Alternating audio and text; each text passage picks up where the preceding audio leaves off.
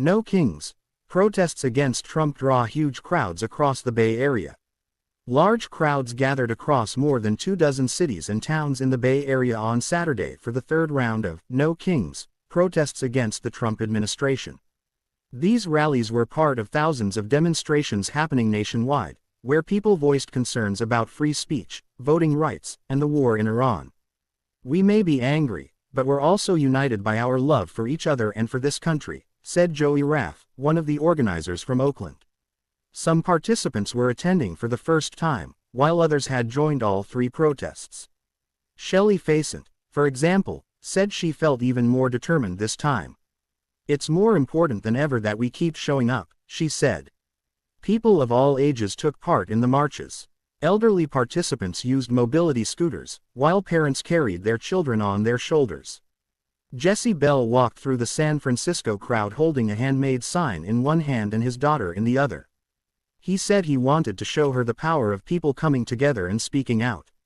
This marked the third No Kings event in 9 months. Kaylin Abbott, who attended all three, said a lot has happened since the last protest. She believes events like this should happen more often to keep the momentum going and remind people to stand up for their country. Many protesters carried handmade signs criticizing recent actions by the Trump administration. Others wore creative costumes, including inflatable bald eagles and even a life-sized version of the U.S. Constitution. American flags were also widely seen. Rachel Strom, who wore a flag like a cape, said she wanted to show that protesting can come from a place of love for the country. "I'm here because I care about America and worry about its future," she said. According to organizers, more than 7 million people joined similar events across all 50 states last October. In San Francisco alone, around 100,000 people were estimated to have attended this latest rally. The protests brought together groups with different concerns, but many agreed that opposing the current administration is a top priority. "We may all face different issues, but we can come together and demand change," said Michelle Merrill, an organizer in San Jose.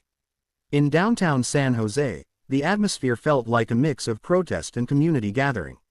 There were musicians, colorful costumes, and signs calling for an end to the war in Iran and stricter immigration enforcement policies. Thousands gathered at St. James Park, many attending for the first time. Lisa Lovelace, a local organizer, said more people are getting involved because they want to make a difference.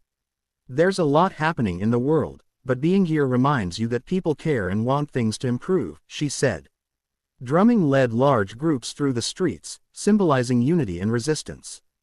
Janet Koike from the 888 Takeo Collective said the moment reminded her of difficult times in history. Her parents were held in internment camps during World War II, and she warned that current events feel similar. "We say, never again, but here we are, having to say it once more," she said. Congressman Sam Liccardo told the crowd he had flown in early that morning to stand with them. He criticized recent military and economic decisions, especially the war in Iran. "Our troops are